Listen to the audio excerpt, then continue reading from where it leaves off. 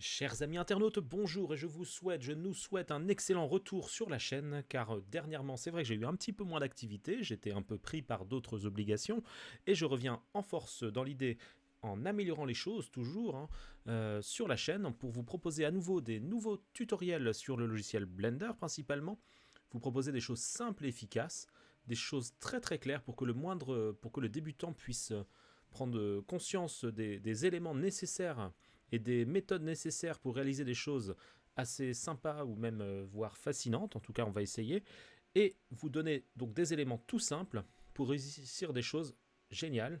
Et on va commencer donc avec ce nouveau tuto où on va parler justement, on n'en a pas encore parlé sur la chaîne, d'un élément que j'adore, étant un peu dessinateur dans l'âme, un élément que j'adore c'est le Grace Pencil.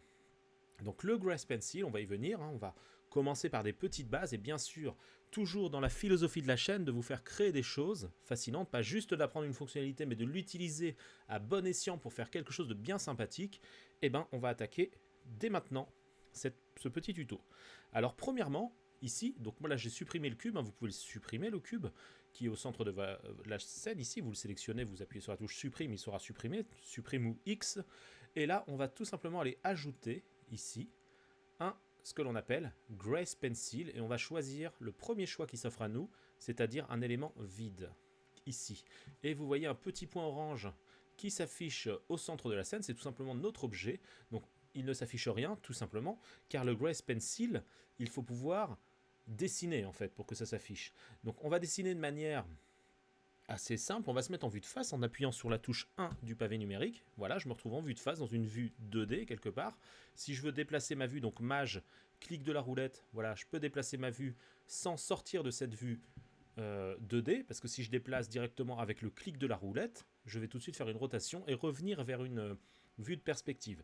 Donc j'appuie sur la touche 1 et je peux déplacer sur ma feuille avec Maj plus clic de la roulette, je garde Maj enfoncé et je déplace avec le clic de la roulette, tout simplement. Donc là on a déjà ajouté le Grace Pencil qui se retrouve ici dans notre collection, Grace Pencil, et ce qu'on va faire là, maintenant, à partir de maintenant, pour pouvoir dessiner, car là, si je clique, là, je fais un rectangle de sélection, mais je ne dessine absolument pas, eh ben, je vais tout simplement passer, non pas en mode, regardez, habituellement, on passe souvent du mode objet au mode edit, comme ça, là, on n'a pas besoin du mode edit, ce que l'on va faire, c'est qu'on va passer en mode draw mode, comme ça, et à partir de là, on va pouvoir dessiner.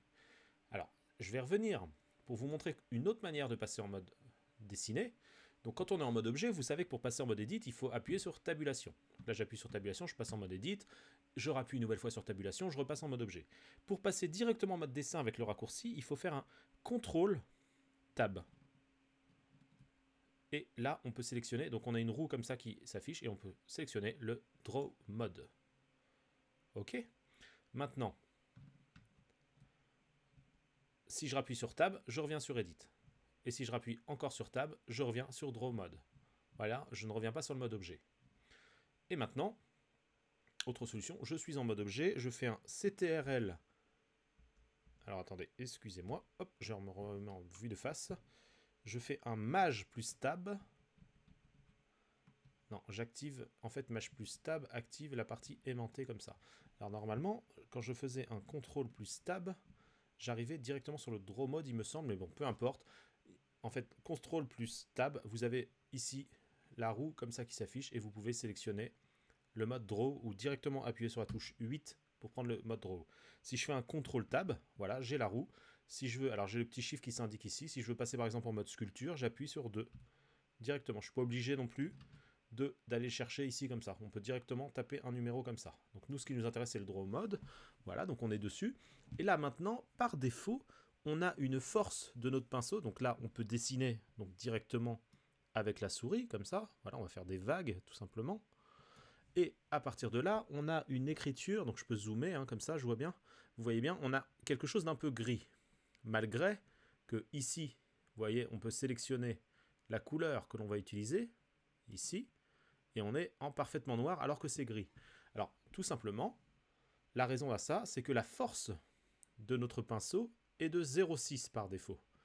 C'est-à-dire que, en fait, c'est pas que c'est du gris, c'est du noir, mais avec une force de 0,6. La preuve en est que si je dessine à nouveau par-dessus, et ben voilà, le noir commence à se créer parce que, bien sûr, je multiplie les couches. En fait, j'ai un trait un petit peu avec une opacité et pas totalement opaque. Donc je reviens en arrière avec CTRL-Z, je reviens ici, je repasse en mode draw comme ça, et là je vais tout simplement mettre la force à 1, comme ça. Maintenant, ce que je vais dessiner est parfaitement noir et ne laisse plus rien passer à travers mon trait. Alors, ce qui n'est pas évident, surtout quand on n'utilise pas de tablette graphique, c'est par exemple si je fais un dessin, comme ça, il n'est pas forcément facile d'avoir un trait bien droit au niveau du dessin. Donc, vous voyez, mon dessin est fait ici sur un plan 2D. Donc il sera parfaitement positionné à 90 degrés, je veux dire, par rapport à l'axe, par rapport aux axes. Vous voyez, là il est parfaitement droit, il n'est pas penché, parce qu'on est sur une vue fixe. Donc la vue 1, 3, 7, voilà, on est sur une vue 2D. Si je me mets sur une vue un peu penchée comme ça et que je dessine le rond, bah forcément, il va se dessiner de manière penchée et pas très droite. On y reviendra. Je me remets en vue 1. Et là, ce qui m'embête, à partir de là, c'est que mon trait, bien sûr, il n'est pas très droit. Ça va être impossible de faire un trait parfaitement rond. Comme ça va pas être facile. Mais en même temps, c'est un trait dessiné, donc je ne veux pas non plus qu'il soit parfaitement rond. Sinon, tout simplement, je prends l'outil ici, et là, je peux créer un rond parfaitement rond. Donc, bien sûr, là, il est plutôt ovale. Mais si je garde mage enfoncé, je peux créer un trait parfaitement rond. Mais moi, ce que je recherche quand même, c'est un trait dessiné. J'appuie sur Entrée, je valide mon trait, je fais CTRL-Z, j'annule mon trait, ici. Donc pour lisser le trait de mon dessin, je vais tout simplement chercher un modificateur avec la petite clé ici, qui s'appelle, ici, Adoucir. À ce moment-là, je vais adoucir mon trait. Alors là, c'est vraiment tellement peu adouci par défaut que je ne vois pas trop la différence. J'augmente le facteur à 1. On le voit vraiment de manière infime, mais par contre, je peux répéter l'opération infime de l'adoucissement. Je peux le répéter, regardez. J'augmente la valeur à 10. Hop. Et là, j'adoucis mon trait. Si je veux voir le avant-après, j'ai juste à décocher la visualisation dans la vue courante et la recocher. Regardez, là, c'est pas très net. Là, c'est beaucoup plus net. Si je trouve ça insuffisant et que j'aimerais que ce soit encore plus adouci, je peux rajouter un autre modificateur par-dessus, à la suite de celui-là, adoucir, et j'adoucis encore. Voilà. Donc on a une limite, en fait. On peut augmenter qu'à 10 maximum, mais on peut multiplier les modificateurs qui vont bien sûr se rajouter les uns aux autres et rendre le trait de plus en plus lisse. Et si je désactive, regardez, je désactive ici, je désactive ici, là j'ai un trait qui n'est pas très beau. Je vais vous montrer l'exemple avec un exemple un petit peu plus parlant. C'est si je fais un trait, alors je reprends le pinceau, alors je vais prendre plutôt le crayon ici comme ça, si je fais un trait, voilà, où je vais exagérer, que là je suis vraiment pas droit. Donc là, je vais faire exprès, j'ai déjà mes deux adoucisseurs, on peut dire, hein, c'est comme pour de la lessive, d'actif. Donc là, j'ai pas relâché mon clic, vous voyez, je peux encore continuer mon trait, c'est fait exprès, j'ai pas relâché le clic gauche de ma souris, avec lequel je dessine, tout simplement, car quand je vais le relâcher, parce que là, j'ai la visualisation du trait sans aucun modificateur. C'est uniquement à la seconde où je vais relâcher mon clic que le modificateur va avoir son impact, et donc on va voir ce que ça donne sans le modificateur, comme le trait actuellement que vous voyez, et avec le modificateur, comme quand je vais relâcher le clic. Et là, je relâche le clic.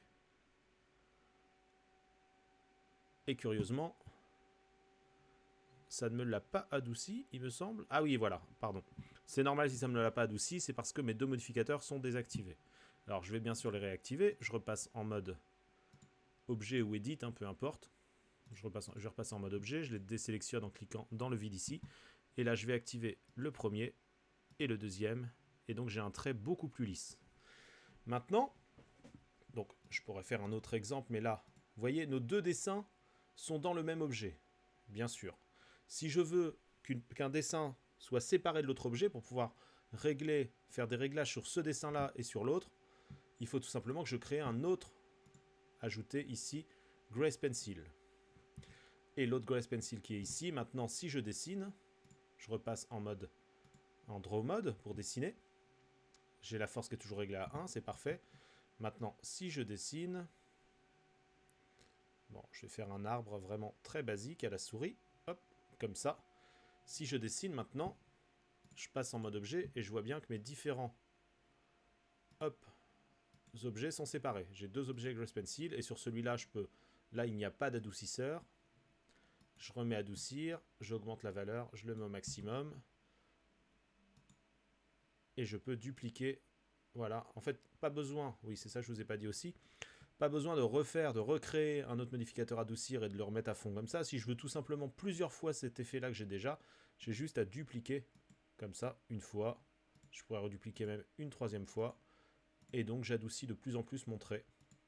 Ici, je peux redupliquer aussi. Dupliquer, voilà, j'adoucis mon trait. Et au moins, j'ai des réglages indépendants pour les deux parties. Alors, si j'ai pas réfléchi, j'ai fait tout dans le même dessin, mais que je souhaiterais au final plutôt séparer mes deux dessins. Alors pas de panique, j'ai pas à effacer et refaire. Je passe juste en mode edit. Alors mode edit, vous pouvez passer directement ici en mode edit. Là, j'ai la sélection de points, de lignes. Voilà, j'ai différents types de sélection. Donc 2 points, je sélectionne un point parmi tous les points qui constituent la ligne. Vous voyez, si je zoome, en fait, j'ai plein de petits points comme ça. Voilà. Ou alors, pour ne pas m'embêter, je peux sélectionner directement une ligne. C'est-à-dire à partir du moment que j'appuie, je clique sur mon dessin, je dessine et je relâche. C'est-à-dire si je le fais à plusieurs reprises, je vais le faire pour vous montrer. Je repasse en mode dessin. Ici.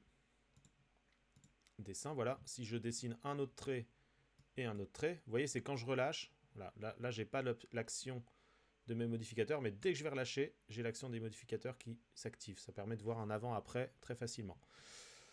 Donc là, j'ai fait différents dessins. Si je passe en mode edit, cette fois-ci, je peux sélectionner les différentes lignes séparément si je prends le mode de sélection par ligne, qui est très pratique. Et si je veux donc séparer une partie de mon dessin, une ligne de mon dessin du reste du dessin, si je veux par exemple que le rond et toute cette partie-là soient séparés, eh ben, je vais par exemple cliquer sur le rond, ici, clic gauche de la souris, et je vais mettre séparer.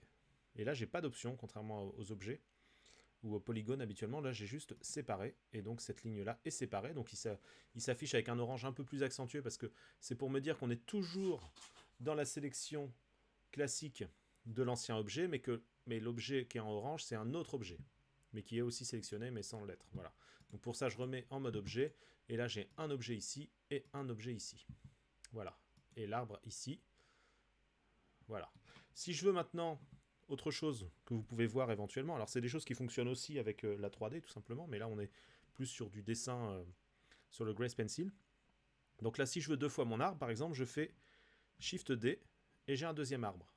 Si je veux le déplacer, mais moi je veux le déplacer en le gardant sur ma ligne, sans le losser, sans le réduire, et ben je fais G, X. J'indique que je déplace et je contrains sur X. Comme ça. Mais le seul problème, c'est que là, j'ai 2 objets séparément. Si je veux directement multiplier cet objet-là, mais le garder dans le même objet de base, et ne pas avoir 2 objets séparés, je passe tout simplement en mode edit. Je suis en mode edit. Je sélectionne ma courbe ici, et je duplique alors que je suis en mode edit. Shift D. Voilà. Et là, je duplique, et je fais GX pour contraindre sur l'axe X. Et là, maintenant, je repasse en mode objet. J'ai un même objet pour mes 2 objets ici. Voilà. Donc voilà quelques exemples d'introduction pour le Grace Pencil. Et on va voir un autre effet amusant qu'on retrouve très souvent. C'est pour animer quelque peu le trait de notre dessin. Je vais vous le montrer par exemple sur ces courbes-là, qui me semblent bien adaptées. Donc le trait de ce dessin, si je veux l'animer, donc je replie les adoucir. Je pourrais très bien les appliquer pour que ça ne passe plus par un modificateur, mais que le trait reste comme ça. Donc on va les appliquer. Alors pour appliquer rapidement, alors soit on applique, on clique ici, ou alors on met notre curseur sur le modificateur en question et on fait un CTRL-A. CTRL-A, ça va plus vite. Touche raccourci. Maintenant, on peut ajouter un modificateur qui va s'appeler modificateur bruit. Là, vous voyez que ça a eu un petit mouvement ici. Alors, par défaut, si je mets lecture, donc on met lecture et pause, toujours avec la barre d'espace, voilà, vous voyez que j'ai un mouvement. En fait, c'est un déplacement de position. Il y a une position qui est réglée comme ça. Alors souvent, l'effet, on va le réduire un petit peu plutôt. Voilà. Donc là, j'ai la position qui bouge avec un réglage de bruit. Donc là, c'est aléatoire, voilà. Un réglage de bruit, c'est-à-dire que c'est plein de petits points qui se mettent sur la courbe d'animation et qui fait qu'il y a des petits mouvements qui se reproduisent. Et je peux augmenter plus ou moins cette animation qui est basée sur les positions. Ce que je pourrais faire aussi, c'est sur la force. Si je fais ça, regardez. je vais décliquer ici. La force correspond, vous voyez, comme on avait vu quand on dessinait, au trait ici. Vous voyez, en mode dessin, quand je passe ici. Hop, je passe en draw mode. Là, c'est la force ici, de l'intensité du dessin. C'est-à-dire que l'animation qui se crée sur la force, avec du bruit, une espèce d'animation aléatoire, eh ben, se fait sur l'opacité de mon trait. Je vais repasser en mode objet. C'est pour ça que le trait est plus ou moins opaque. Et si je réduis complètement la force, si j'en mets pas, eh bien, il reste parfaitement noir. Après, on pourrait animer sur l'épaisseur, plus ou moins. Et là, vous voyez, c'est l'épaisseur du trait qui change. Alors sur les UV, c'est encore autre chose, c'est par rapport aux couleurs, etc. Mais on va y revenir plus tard. Mais voilà, déjà, l'important, c'est déjà au niveau de l'épaisseur, de la force ou de la position. Et ça nous crée une petite animation bien sympathique. Et on peut choisir le nombre d'étapes. Regardez, là c'est beaucoup plus lent, il ne se passe pas grand chose. Ou réduire complètement. À 1, ça va beaucoup plus vite. Plus on augmente, plus l'animation devient lente. C'est-à-dire qu'en fait, ce qui se passe, c'est qu'à chaque 50 images, là, ça bouge. Regardez, je vous montre. Là, à 0, ça ne bouge pas. Et dès que je vais arriver à 50, tac, un mouvement. À 100, hop, ça bouge. À 150, ça bouge. Si on veut, par exemple, que ça bouge toutes les 10 frames, toutes les 10 images, je reviens au début avec un mage flèche vers le début. Là, toutes les 10 secondes, toutes les 10 frames, ça bouge comme ça. Voilà. Et là, on peut régler donc toutes les combien de frames on a l'animation qui se crée. On va mettre sur 5, par exemple. Et là, on a un mouvement qui est à peu près, je pense que c'était ce que l'on avait au début. Voilà, on a ce mouvement-là. Donc, ça nous permet de créer une petite animation bien sympathique, comme ça. Et on peut l'adapter. Alors, pour copier le modificateur, si je n'ai pas envie de refaire mon réglage à un autre élément, je reviens au début, il suffit simplement que je sélectionne ici, donc là, tous ces modificateurs-là, on ne s'en occupe pas. Hein. Je sélectionne en fait plusieurs objets. Et il faut, alors c'est toujours ça dans Blender, il faut que ce soit le dernier objet sélectionné. C'est le dernier objet sélectionné qui va contrôler les autres objets. C'est-à-dire que si je sélectionne plusieurs objets, le dernier que j'ai sélectionné, c'est à partir du dernier que j'ai sélectionné que je vais pouvoir copier son modificateur. Donc lui, le dernier que je vais sélectionner, il a un modificateur bruit que j'ai envie de reproduire pour les arbres. J'ai envie d'avoir cette petite animation, mais aussi pour l'arbre, pour les 3 arbres. Et bien, c'est simple. Je sélectionne donc en premier le dessin sur lequel je voudrais reproduire le modificateur de mes 4 petits traits. Et je fais mage, clique ici, comme ça. Voilà. Et donc là, je ne vois plus que le modificateur de mon dernier sélectionné. Il est jaune, un peu comme de l'or. Ça représente un peu comme si c'était le roi, on va dire, hein, si on veut imager les choses. Et donc, c'est lui qui va prendre le contrôle et qui va donner, hériter, en fait, de son modificateur. Et après, il suffit juste de cliquer ici et de mettre copier vers sélectionner. Et là, maintenant, j'ai le modificateur qui est reproduit aussi. Vous voyez cette petite animation directement sur l'arbre ici. Je retourne au début, Shift, flèche vers le début. Et là, c'est pareil. Donc maintenant, je pourrais très bien utiliser cet arbre-là comme roi, tout simplement parce que maintenant, il a le même modificateur et je veux le copier sur cette forme-là. Donc je fais ici, mage, clic. Alors pour sélectionner plusieurs objets, je clique sur un premier objet et après, je garde mage enfoncé pour sélectionner un objet suivant. Et comme ça, je ne perds pas ma précédente sélection, mais je sélectionne les deux en même temps. Et là, le bruit ici, je vais le copier vers sélectionner. Et maintenant, j'ai l'animation qui se reproduit ici parfaitement. Et si je veux faire la même chose pour le cercle, je clique sur le cercle, un de mes objets qui possède le modificateur, et je copie aussi ici, copier vers sélectionner. Et voilà, donc j'ai une animation maintenant qui est faite sur tous mes différents objets, et c'est toujours la même animation de bruit qui est réglée ici. Donc voilà pour la première partie sur le Grace Pencil, une petite approche, hein, mais on reviendra rapidement sur le Grace Pencil, il y a vraiment plein de choses à faire d'intéressantes, et on y revient très très vite, dès cette semaine normalement, et je vous ferai découvrir plein d'autres possibilités que l'on peut faire donc avec le Grace Pencil, et vous allez voir c'est très intéressant. Donc merci beaucoup, si vous aimez ce genre de vidéo, de marquer d'un pouce vers le haut la vidéo, abonnez-vous, et cochez la petite cloche pour être au courant des nouvelles vidéos, car il y a beaucoup de choses à venir beaucoup de choses proches, que je vais reprendre vraiment beaucoup de choses. Et voilà, et je vous dis à bientôt pour une prochaine vidéo. Ciao!